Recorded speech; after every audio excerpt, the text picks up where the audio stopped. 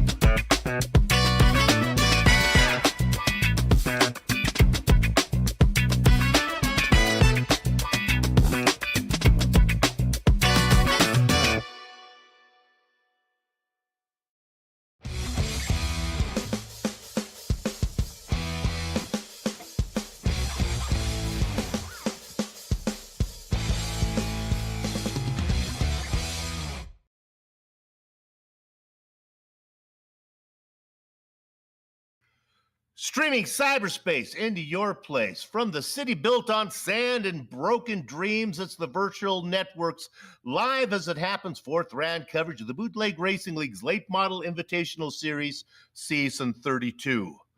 From each according to his ability, to each according to his needs. 2 weeks ago, during round 2 broadcast from Kern, those opening words were censored. The audio stream blocked like the mighty Colorado against the Hoover Dam. Then the next week, this familiar and trusted voice was suspiciously absent from the broadcast. But the truth cannot be silenced, and now, 150 years gone by from when that opening phrase was first penned, like a voice in the wilderness, those opening words of truth return, highlighting the embarrassing fact that there is no better example of the socialist principles made popular by Karl Marx than the Bootleg Racing League and its baker's dozen grid inversion doctrine. For in the BRL, for the sake of equity, individuals who contribute the most, individuals of excellence, the ilk of, say, James Lowe, a former champion and winner of every race this season, must carry the burden of starting behind those of lesser accomplishments. For the BRL is where the mediocre, and because there is no qualifying session, by definition, the unqualified, such as the likes of Mike Holloway, 17th in points, and the notorious Hilbert brothers, are rewarded with plum starting positions. Today, we will witness the great unwashed, the proletariat, fend off the more deserving autocracy and more talented yet punished elite. The pre-race chants from the rabble echo in the halls of the champions. Back markers of the sim racing world unite. So whether your race viewing meal is a bowl of borscht or a dish of apple pie, pull the lever on the lazy boy while you still have the freedom to do so, and settle in for the class warfare camouflage the simulated short track racing action that's about to stream your way. Hopefully this voice still has volume as you are offered a warm bullwing welcome on this Saturday night, October 25th, 2025. My old comrade, Jeremy Gridlock Scott, joins yours truly, Bill Soupson, high up in the VGM press box to bring you our words eye view. Street level is the boss man Lowell Jewell inside the unmarked production van, where, if he so chooses, allows this broadcast to find you.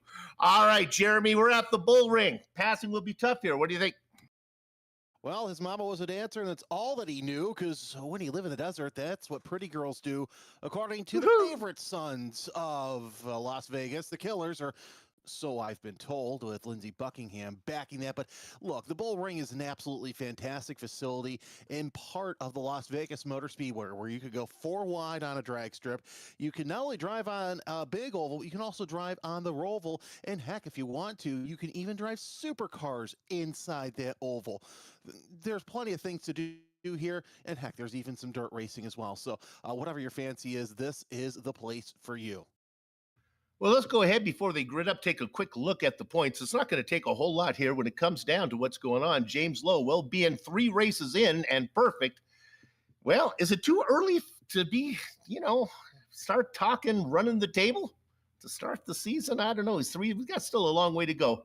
It is starting to be whispered, though. Not a whole lot to say about the rest. Chris Davis in second and Todd Liston in fourth. Well, they're the best of the rest when it comes to top 5s. They each have 2. Double Deuce Bruson sitting in third. Well, he doesn't have any top 5s. And then you can see the rest of the field down there. 20 is the highest mark for collected incident points. Davis in second has hit that mark. Jeffrey Harden has as well. Harden is deadlocked with Cucumber Kurt Smith and Aiden Young for the final spot on the overlay. They sit 11th and 12th. And with that, let's go ahead and give you the starting grid right now. It should be a good one. Starting on the pole, well, we talked about wire to wire. He loves this place. Finishing 13th last round, he gets the honors of the regrid. We're talking about Mike Holloway, one of those dreaded Hilbert brothers. Next to him, it's Tom. If you take a look at row 2, it's Jeffrey Kemper alongside Steve Hilbert. The quiet man, Ruben Altice, and Electric Boots, Benny Allison, starting in 5th and 6th. If you're looking at row 4, you're looking at the Double Deuce, Bruce Pearson and Alan Wanamaker. The Canadian Goose, John Wilson in 9th, Todd Wilson outside of him. Row 6 is Chris Davis, and your points leader. He's run 3 for 3. Can he make it 4 for 4? James Lowe wants to, but everybody else doesn't want him to. Look at that, Low all the way back in 12th. That's even worse than 13th because he's on the outside. Kurt Smith and Aiden Young going 13th and 14th. Chris Hazlip and Kyle Feemster round out row 8. And Soup, I'm going to take this last one. It's Adam Shane in 17th. You got it.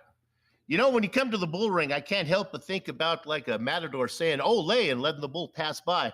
I don't think passing is going to be that easy here tonight. It's going to be a lot of guys really working hard to pick up positions. A lot of moving and shaking here as we'll see the pace car come off the pits. And we'll get started here as you see the pace car there. Green flag is out, and we are underway from Las Vegas. Mike Holloway already getting up to an interesting start. Wire to wire is a possibility. The Chief, Steve Hilbert, in second, trying to make the outside line work. That's a little brother Tom. That's not going to happen. Inside looking real good is the quiet man, Ruben Ortiz. Now, while we are responsible here at BRL, remember the best part of waking up is alcohol in your cup alongside Folgers. Look who's going to the inside. It's the quiet man, Ruben Ortiz. That's very well done. That's a little hair of the dog when you get out of bed. That's good. Ortiz picking up second. Hilbert cannot find down into underneath. Now watch out for the 9-ball there in those Pittsburgh Steelers colors. That is Alan Wanamaker getting that car in there. Don't know how we got all those terrible towels in the grandstands, but man, they're really waving them there. As Wanamaker goes to the inside, now the Canadian Goose, John Wilson, who, by the way, I think I saw celebrating 1,000 race starts rounding into your top 4. Oh, that's nice. That's nice milestone to hit. Hey, who's the big mover so far? You're asking me. Chris Davis up 6 spots. Kurt Smith up 6 as well. James Lowe up 4. Yeah, no surprise. Chris Davis had a little bit of a rough race last time out. So good to see that he's still out there. And yeah, look who's coming now. It's a 99 of James Lowe. He goes to the inside of Hilbert. Going to make that pass stick so far as we're working lap number 6. Clean so far. Very nice. Yeah, we got a battle for the lead as Ortiz has gotten it, but Holloway's gone high. So Wanamaker second. Now it's Wilson in third. Davis going to dive under Holloway there for that 4 spot. Smith is going to join in. This looks like one of those races where you got to stay down low or else you're going to be tail end Charlie by the end of the race. Yeah, Holloway took it into corner number 1 like a curling iron on Venus. Really, really hot. Got the car way up, left the inside line open. Now, he knows this place, and maybe what I'm thinking might have been a mistake. Maybe it was Holloway just saying, "Let's go, boys. There's a long way to go. I'll see you when we get to lap number 95. Yeah, tire equity might be a big thing. As we see 69, Aiden Young underneath. Now he's going to get up 1 spot as we see Liston also moving up. So Holloway down to 9th. Yeah, you start to wonder after a while. I understand him letting things go by, but man, he is dropping like a pigeon.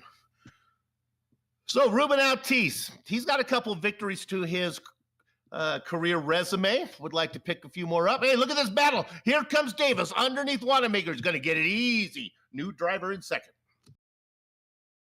So the new driver in second place sitting there is the 7 of Davis. Wanamaker making his way still a third, but Ortiz quietly leading this race. No surprise there as he really worked his way up to the front. Now we're single file, so things are starting to sort out here early on in this race. Now last week when we were at Irwindale, it was a 2-groove racetrack, so this is a little bit of a different handling for some of these guys. As your top 5 is Ortiz, Davis, Wanamaker, Wilson, and Lowe. I thought passing might have been a little tougher, but so far it's been very easy for these guys. Yeah, it seems like just get a guy up high, and you make your way through there. As we see Lowe looking to the inside of Wilson, try to look outside as well. Not going to make anything happen. I think the old bump and run might be the theme of the day here. As some of these drivers, if they get a little impatient, they will probably move somebody up high. As Davis going to the inside of Ortiz, at least looking there through 1 and 2. So far, so good, as Davis still sits in second place. Green the whole way. This has been very nice. The Bullring being very kind. Just about 17 laps into it. Do not Sorry, think it'll be long until you know it's going to happen. Do not think it's do not. What's going to happen? Hey, I've got a quote for our first whenever that we decide to go from the green flag conditions. But here's what's interesting too, Soup. You know, you see all these races. The big one that's going to happen here is the big winged midget open wheel invitational later this year. And I'll tell you what, they don't race as clean as we're racing here tonight. Well, if you want to see midgets, Las Vegas is the place to go. At least that's been my experience in the past. So yeah, I say, Soup, I don't want to know what you do there on the strip club. Everything's nice and wholesome down there. Come on. I thought you were talking about little people. You're talking about the midget. Okay, I understand now. Hey, I want to look at the racing line here at Chris Davis. My dad used to call it working both sides of the street like a jaywalking milkman. Honestly, I say this before, if milkman was not the profession, but we're a family show here on VGN. Look what this is. He's to the outside. He's to the inside. He is pestering Ruben Altis. Now, I don't know if he's using up tires doing it, but now he's to the inside. Hello, quiet man, I'm here. He's going to try to duck down in there, and I think he gets a nose inside. Altis is not the kind of guy who's going to force the issue. New leader, Mr. Aggressive, Chris Davis. Yeah, he wants to see if Mr. Aggressive burns up those tires early on, opens up a 2-3 car length gap. And of course, Davis running the fastest lap of the race so far with a 15:177. Here comes James Lowe to the inside of Alan Wanamaker for third. They're side by side. And for the time being, move Lowe to the lead. And now Wanamaker's just going to open up the door to all sorts of comers who want to come in. He was polite to let Lowe in, but unfortunately, everybody else can take that politeness for just, hey, I can come in here. So I know what you're all asking. 3 in a row for Lowe. Soup, has anybody won all 11 races? Well, no, it's never happened in any of the BRL events, but it has come close. J.R. Shepard won 10, and he won 10 early on. 1, 2, 3, 4, 5, 6, 7, 8. It wasn't until round 9 that a man named Michael Goodman, who hails out of New York, got the win. It's one of the few wins that Michael Goodman ever picked up, and it stopped the perfect season. Right now, I know what you're thinking. Everyone's rooting against Lowe because you don't want to see him run away with it, but it gets to a point where he gets close to that perfect season, partner, where you start to turn around and you want to see perfection happen. Yeah, you kind of want to see perfection happen if it does, but it's going to be interesting to see what happens throughout the race as we're watching Alan Wanamaker sitting there in 5th spot, trying to hold off our defending series champion Kurt Smith in 6th place. The 6th looking nice and racy. Not too far away from there is the young kid Aiden Young is sitting in 7th place. He's been trying to rack up as many of these BRL races so far this year. He's been looking pretty good, but you can look pretty good, but still get beat by James Lowe. Quickly, I want to duck in on car number 88, and I want to make sure that all you guys out there are investing in identity theft protection, because you never know. You can lose your house, you can lose your bank account, you can lose your iRacing account, and I'm a little suspicious right now if that really is the real Mike Holloway, because he loves this place. He's very good, and he's just having a hard time of it. If there's a caution, that's going to be our first interview, because I know the sound of his voice, and we want to make sure that's really him. Well, you know, the FIA just announced that they have opened an inquiry about a whole lot of drivers whose identities have been stolen, passports, even some of the licenses of some of these drivers. So my guess is Holloway is probably one of them who was caught in that ring. Meanwhile, James Lowe has caught up to the back of Ruben Altis in the 70. It only took a third of the race for it to happen. He's less than a car length behind there. Talked about our first interview when we go to the caution flag. I'm not sure if that's going to happen. We're more of a third of the way through. And you can look at that right there. Look at that as the sun begins to set here in Nevada. Single file all the way through. And not only single file, partner, they're stretched out a bit. Maybe the best battle. Can we check in back here for, this is Aiden Young. He's leading this train, and I think he's pulling away. This is Aiden Young, Todd Liston, Alan Wanamaker, and Kurt Smith. And I think they're kind of racing right now fastest to slowest, so I don't know if you're going to see a whole lot of action here. Maybe Smith might have something for these guys. he might have something for those guys, but what worries me is Chris Davis was a little wiggly there coming off a turn, going into turn number 1 a couple of laps ago, as we see Aiden Young really opening up a gap, and now that lead pack is catching up to the slower traffic of Chris Hazlett and Ellison. You saw those two go by, but one has to wonder how that 7 car is faring, how quick that he came up through the pack. Could those tires start to drop off 38 laps in? We don't know how abrasive this racing surface is tonight. Yeah, you really have a tale of two cities here. Two drivers with a different mindset. Chris Davis knows one way to race, and that's move to the front, especially when he has to start all the way in the back, as he did tonight, starting in 11th position. Then you got Ruben Altice. Now, Altice is notorious for starting in the back, and then working his way slowly to the front. So this is unusual to see the 770 so far up here. And then, of course, there is James Lowe, who's, well, his modus operandi is just to win. Yeah, all he does is win, win, win, no matter what. He, legend has it that he was on the craps table and took the dealer a run for his money, so he's not been let back in any hotel or casino along the strip. Yeah, guy wouldn't surprise me if he's a card counter. At Mary, no, he's not a card counter. He is a great young man. Hey, card counting is legal. Nothing wrong with that. You just using all the possibilities that you can to succeed, and certainly when it comes to using all the possibilities here in the Bootleg Racing League, he knows how to do it. Well, hey, you know what? With as much as he's running up the schedule, it's a good thing that he doesn't race in a real life late model series, because yeah, that would be less preferable than what's going on now. Now we're starting to hit lap traffic as Chris Davis dives to the inside of Hazlett. That's the Lipper doing a good job of getting out of the way. Chris Hazlett, he's a veteran, a nice job. He lets not 1, not 2, but 3. And that's really hard to do. It's easy to let 1 through, to let 3 go by so smoothly. Well done. Because sometimes you race up there in that top line, you get up where it's dirty and you haven't been practiced up there and things can go south. But Hazlett, a veteran, knows how to get it done.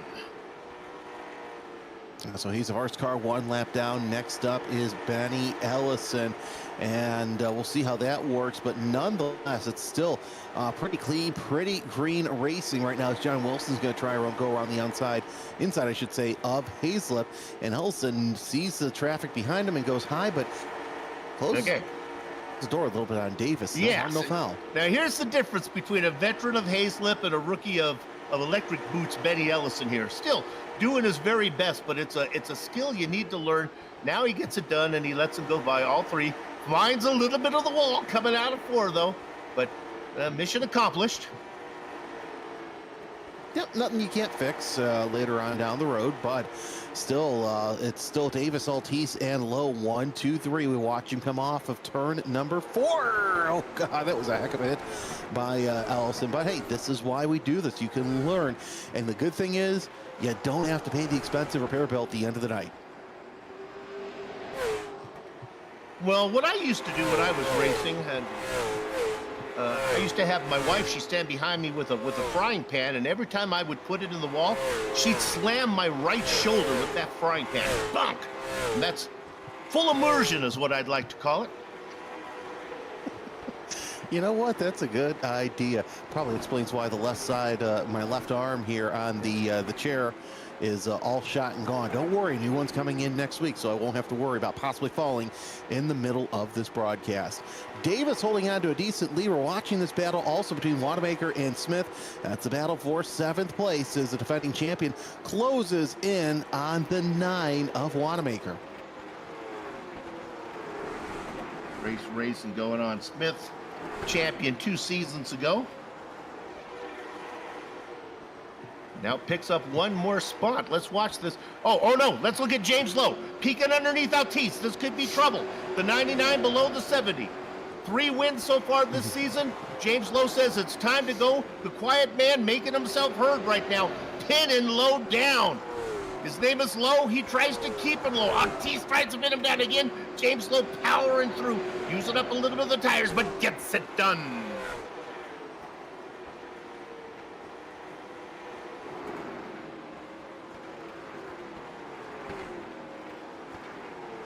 We are still green, working past the halfway mark. You can see it up on the screen right there, upper left corner. Lap number 56 here in Las Vegas. You see Aiden Young up at the front of this Liston Smith Wanamaker battle, and he's kind of breaking things up just a little bit, but still able to get around. Ellison has fallen back as well to 17th, so he's last car on the one lap down train, but Aiden Young holding his ground, staying in the top 5 ahead of Todd Liston. Partner, going to ask you a question here, a little off topic, but we are in Las Vegas. A lot of news this week about NBA players being in rigged illegal poker games. So I'm going to ask you a question. If you're in an illegal poker game, is it also a crime to rig it? It seems to me if you're committing a crime, there's no hold barred. I mean, if you and I are robbing a bank and we agree to take 50% of what we steal and I end up taking it all, am I guilty of stealing your 50%? I don't think so. Just give us some thought, guys. Let us know what you think in YouTube chat. Well, poker, I hardly knew her, but no, in all seriousness, I find that these, these gambling rings and these poker rings are kind of inconsequential, because take a look at who's sponsoring these leagues now. DraftKings, BetMGM, all of these companies. So it's kind of like 6 in one, half dozen in the other.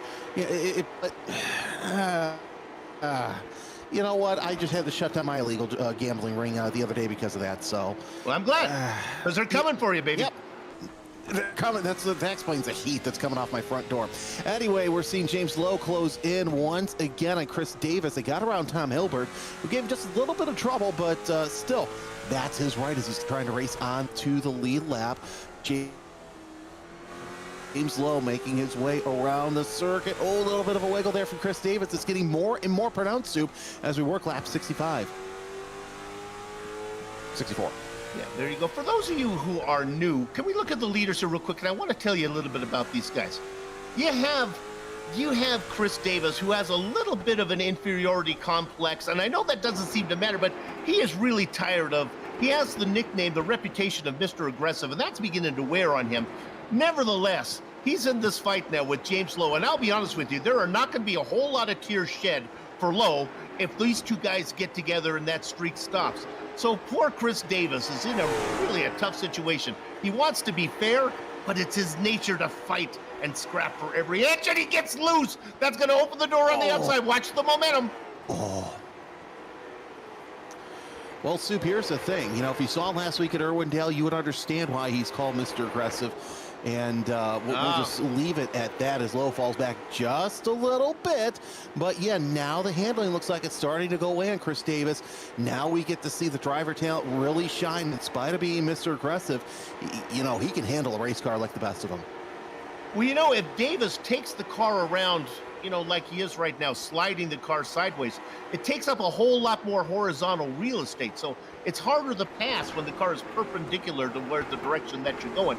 Here comes Lowe on the inside, gets a good drive off of 2, gets underneath, they bump, they bang, they slug, they punch, and it looks like Davis is going to hold on, and the referee's going to separate them, and they're going to go back fighting again. So, Soup, I'm also going to go off topic real quick as we see James Lowe look to the inside, not going to make anything happen. You know how you find some strange things on Facebook Marketplace? All the time. I just got a text from my wife, a screenshot of a hot smoked salmon fillet that's currently being sold on Facebook Marketplace for $20.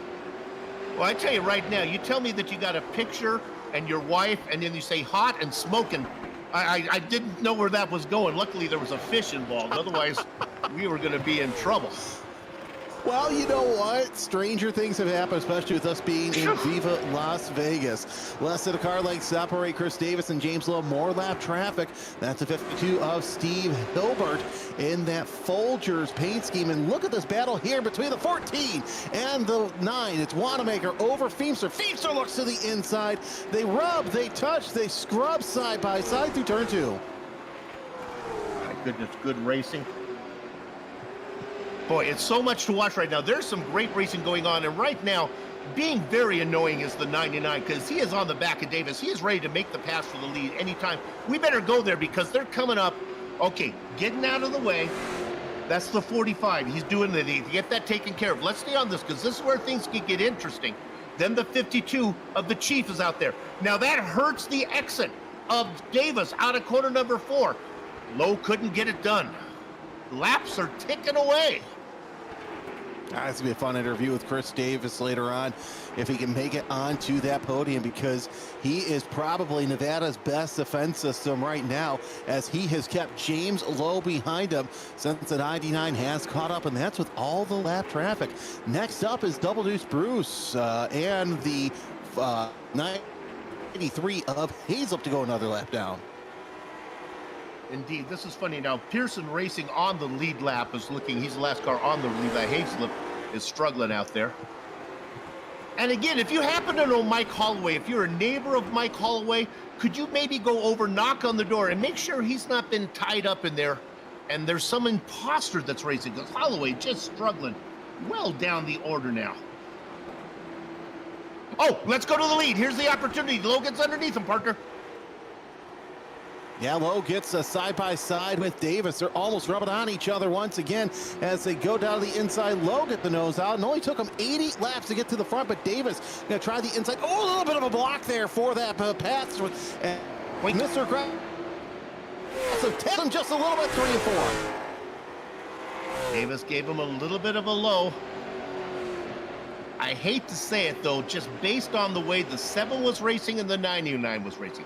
Just their racing lines, just the way that the 99 stayed pointed in the direction that it wanted to go, and the 7 seemed to be doing a lot of drifting. Don't know how much Davis has left for the 99. He'll be lucky if he can hang on, get himself a top 5. Well, certainly a top 5, but a podium. You know, I do so much road racing. It's really top 5 is really more important in ovals than in a podium. No, it really is, and I think that that's also the mindset that I have. It's like, oh, the podium, that's who we interview. We interview the podium. Yeah. So you're just so used to, you have it ingrained in the top 3. And that's why, you know, I look back and, you know, John Wilson right now in a comfortable position right now and to round out your top 5 there. But here's the thing, you've got more slow traffic up ahead that James Lowe is going to have to work around. Still the fastest lap of the race begins with Chris Davis. Oh, by the way, here's the interesting point right now. If the race were to end, Steve Hilbert would be on the pole. Tom Hilbert would be 14th. Could the race end? Is there anything that would make the race end? Did iRacing finally implement that Godzilla attacking the track feature that I've been waiting for? Man, that would be good, wouldn't it? You never know when the Japanese monster comes. It's not Godzilla, it's Fredzilla. Okay, got it. Hey, quick highlight. We didn't give this guy a lot of. Kyle Femster having a nice run. He's down there racing in 6th position. Anybody who races in car number 14 needs a little bit of attention. Really does, and he's been looking pretty good so far as he tries to close in on Kurt Smith for that top 5 position. Your defending series champion from this past season, with the defending series champion from 2 seasons ago up in the lead right now. But yeah, Feemster looking really, really good as we see Todd Liston trying to get around Aiden Young. Very strange, Soup, to see Aiden Young sit back there in 7th place and not be challenging for a win. So here's the deal. Aiden Young is always fast, and he's notorious for saving his stuff. This is not the race scenario that he needed. But I'll tell you right now, you're saying, Soup, why do I want to watch the end of this? It's all over. Lowe's going to take this thing. Oh, no. Count the nose. If there were a yellow, Aiden Young back there would get to take up. All that real estate would be picked up, and he'd be fast, and he would give Lowe a challenge. What he needs right now, he's thinking like rivers in China or ribbons around old oak trees. Something yellow is what Aiden Young needs. He's starting to sing Coldplay as well. And by the way, our producer chimed in the ear. Holloway is coming. That 88. The High Rock has got ahead of steam. I think he saved his equipment, but is it too little, too late for Holloway? Could it have been that the neighbor actually knocked on the door and rescued him and actually got him behind the wheel? They kicked the imposter out. Holloway on a run now. He's going to get listed. I think he was saving his stuff, and I think what I was just talking about that Aiden Young needed, I think that's what Holloway was hoping for, and the yellow just never came, and finally he said, I's got to go. And now's a good time to go. Well, the better time to go would have been 10 laps ago. But hey, you know what? Hindsight is always 20/20. Altice try to hold off John Wilson as they work their way around turn number 3 as the Canadian Goose wants that bottom step of the podium, but Altice also wants it as well. Altice had a great race. In spite of leading a good portion of laps, he's really kept hanging in the top 3 there. Again, another driver who might have something for the guys up front, at least Davis. Davis is cooked. All these guys, Davis has made up all that graphic, all that real estate when he was running so hard. If they were to gather that up because of the yellow, he'd be in tough shape. He's not able to hang on to the back of Lowe now. Lowe beginning to pull away. Man, I'm hoping that they would throw that yellow so I could break out what I want to say, but I may not be able to until after the race. You know, we'll see what happens. But everybody clean and green so far as we're working lap 98, Soup. Folks, that's called a teaser. Hang on. After we do the grid rundown after the race and we talk to the drivers, stick around because clearly my partner has something very important to say that's weighing on him. Okay, buddy, we are working now. Are we on the last lap? I believe we are. Take it. Well, we've got a less than 2 lap to go as your leader, James Lowe, comes around, and who will see the white flag. Barney will have it in the air. By the way, he's already lapped Aiden Young. So top 9 cars are all on the lead lap so far as Lowe dives in. He's going to take, he's not going to pass Todd Liston, but he will make it a perfect season so far. The flash bulbs are off. Green checker flag is out. James Lowe goes to the top of the podium and he wins. And by the way, we went wire to wire with no cautions. Chris Davis, Ruben Altice. Boy, I sure hope you guys put your dinner in the oven early enough because you're going to be for a loss of something to eat here. We wrap this thing up quick. 100 green flag laps here at Las Vegas. The racing is over. Broadcasting up. We'll take a short break, run down the entire finishing order, talk to some of the drivers. And before we put a lock on the gate, don't go far. Who you watching? You know who you're watching. It's the Virtual Gift Network.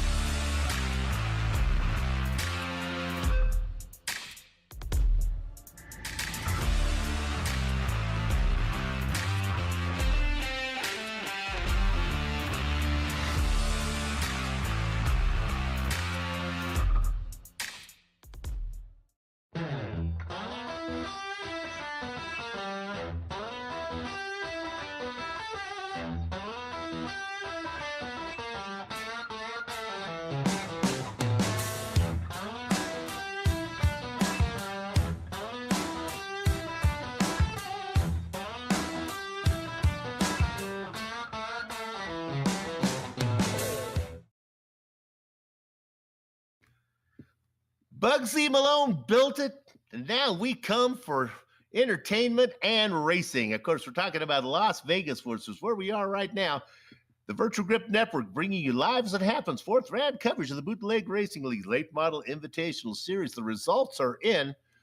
Well, let's give them to you. I got news hot off the wire. James Lowe has won. Yeah, that's right. He's did it for round one, round two, round three, and now again in round four. 4 down, 7 to go for that elusive perfect season. Chris Davis was able to hang on, drifting the car around for the last 20 laps. He'll get second with the quiet man Ruben Altiz taking third. Back after your top five, well, that is the Canadian Goose John Wilson and Cucumber Kurt Smith. How about this guy? Did not get enough attention from us. Great run from Kyle Femster. Started well down the order. I think in 13th, he comes home 16th, comes home in 6th. Nice job from him. Mike Holloway indeed was the real Mike Holloway, just waited too long to show that he was Mike Holloway. He'll have to settle for that low position. Adam Shane down in 8th position with Todd Liston. Rounding out your top 10, it's Aiden Young Gun Young. Partner. Well, Bruce Pearson finished 11th with Alan Wanamaker with a great run, but falls back to 12th. Steve Hilbert will be your pole sitter next week out. He finished 13th. Brother Tom, 14th, with Jeffrey Kemper in 15th. Chris Hazlip and Benny Ellison rounding out the field. Think about the poor Hilbert brothers. One driver finishes in 13th, means he's going to get to start on the pole next week.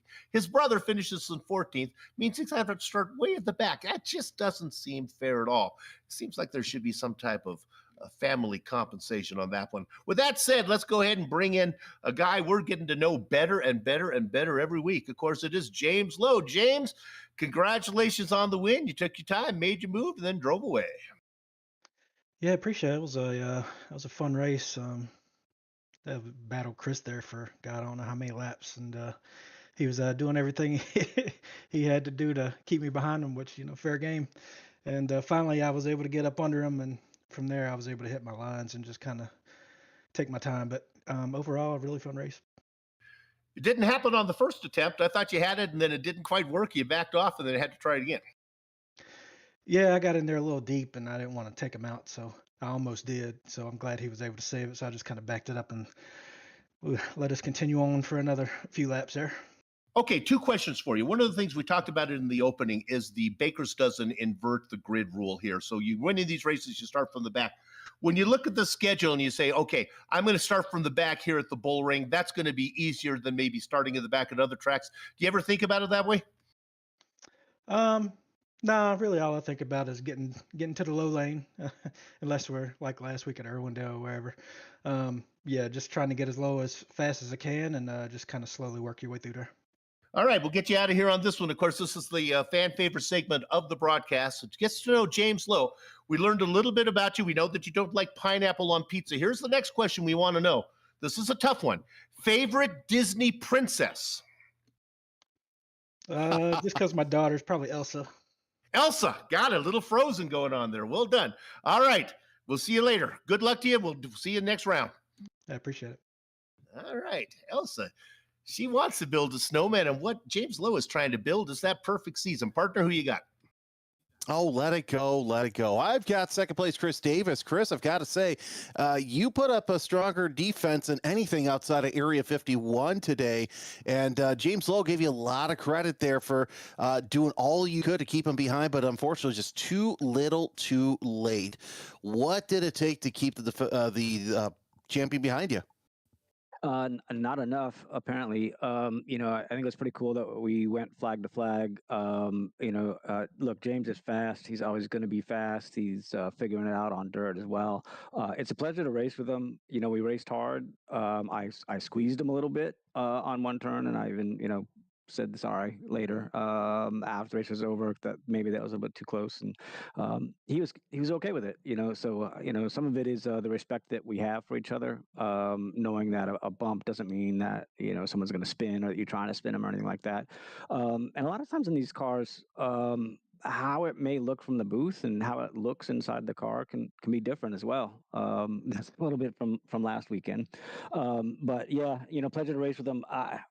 I know that he got caught early on, and I was just trying to run out and hide and hope that we went flag to flag, and we did, but I still burned off the right front. He just did a much better job of saving his tires and fast the whole time. Well, and that's another reason why we love having a driver in the booth, love getting a driver's opinion. But regardless, it was still a fantastic race either way. And with the tight confines of the Bullring, the lap traffic really, I think, they were nice, they were kind, they were courteous. But either way, you two had an absolutely fantastic race. We're watching slow-mo, but it also looked like your tires fell off probably around, I would say, what, lap 36? I noticed that you're starting to get a little loose going into some of the corners. Yeah, I pushed hard early on, harder than I should have. Ruben is also always fast, and I didn't want to be stuck between Ruben and James, so I pushed really hard to get around Ruben cleanly, and did. And he runs a great line. I have a lot of respect for Ruben too. He's not the easiest guy to pass, but he's not going to be ugly about it or anything like that. He'll just race his line. So yeah, I burned up my stuff early. Then I was trying to use the bumps down low to get the car to turn, and sometimes it turned it too much, and I almost went around. Well, no second place for you. It seems like got to find another way to get James slow behind you, but still, fantastic race out of you this week. Well, thank you very much, guys. I am, for the rest of the season, anytime I get up here in the booth, there'll be a donation to Mission 22. If I win, it's going to be $122. Second place will be a $22 donation, and a third place will be a $2 donation. So tonight, I'll be sending off $22 to Mission 22. And I also want to thank Inventex.ai, Brigade Legal, and Lowell for putting on such a great league and everything that he does to put on just a fabulous product with everything that he does. So thank you, guys. So $22 to Mission 22, a great cause. Thanks for joining us. And Soup, I've got to say, it's not often the driver says, hey, anytime I get to talk to you, I'm going to pay money to a charity. So I'll take it. Indeed, and I dialed up one of his sponsors there, Inventec, and I talked to them about my idea for a video tombstone, which I think is a great idea. They laughed at me, but I still think it could work. Let's go to him. Let's bring in Ruben Altice if he is available. Ruben, it's Soup up here in the booth. You got a copy? Yes, sir. Go ahead, Soup. Started in 5th, finished in 3rd. Nice quiet race for you, just the way you like it. Well done. Yeah, I appreciate that. It was a fun race. When I got to the lead, I was just going to ride and try to save some tires, and Chris caught me and kind of let him go. And then here come James, and I said, well, I got to go. And just didn't have enough to hold him off. Yeah, you were out there for 17 laps. It was nice while it lasted. Hey, one of my favorite editions of VGN Weekly is when you were on it. If you don't mind, I got a couple questions for you about, folks, he's into slot car drag racing. Well, listen to SLOT, slot cars, those little cars you put in the slots there. Ruben, I don't know if you're still doing that, but can you answer a few questions for me? Yes, sir. Go ahead. Sure. I'll do the best. Okay. How far would a standard slot car race be feet-wise? How far would they go? Okay, the track I raced on was 42 foot of run distance, and you had your shutdown area. The longest tracks are 55 feet in your shutdown area. And what is a really good time of second? I mean, it's lightning fast. Oh yeah, the fast cars will run over 100-mile-an-hour actual speed in like 0.3 seconds. Yeah, I was going to ask you if anyone's ever done the scale speed, 100 miles in actual speed. That's got to be like breaking the sound barrier if they ramped it up. Well, man, it's one of my favorite episodes of VGN Weekly, folks. If you haven't seen it, check it out with Ruben Altice. That's really entertaining. Ruben, always good to talk to you, buddy. Good luck. Yeah, I appreciate it. Thank you all for broadcasting, and I thank Lord for putting the league on, and thank you, Lord above, for a good, fun race. You got it. Well done. Ruben Altice, your 3rd place finisher. And you can find all those episodes of VGN Weekly, as well as all these broadcasts. If you want to hear more of Soup and Jeremy, just go dial up an old broadcast. They're always fun. All right, partner, you're the professional. Take us home, baby. Oh, wait. Do we have time for the story, or do you want to save it? Well, you know what? I was going to say, if we had a yellow, I was just going to throw caution. What's it going to be? You know? The night, whatever, I forgot anyway. All right. Move, all right. Yeah. You know what? If there's one thing I'm good at, it's officiating. If it's another thing I'm better at, it's announcing. Hey, don't forget tomorrow night, the Yesteryear Cup Series is going to be at Martinsville Speedway at 8 p.m. Eastern. Then on Tuesday, the Yesteryear iRacing Series is at Thompson Speedway. That's going to be a lot of fun. Next week, we are at Oswego Speedway on Saturday, November 1st at 9:15 p.m. Eastern is the start of the broadcast. Don't forget, you can catch up on all of VGN Weekly on the VGN website. So for all of us here at Bootleg Racing League, don't forget, always be kind. You never know who'll need it. We'll see you next time on the Virtual Grip Network.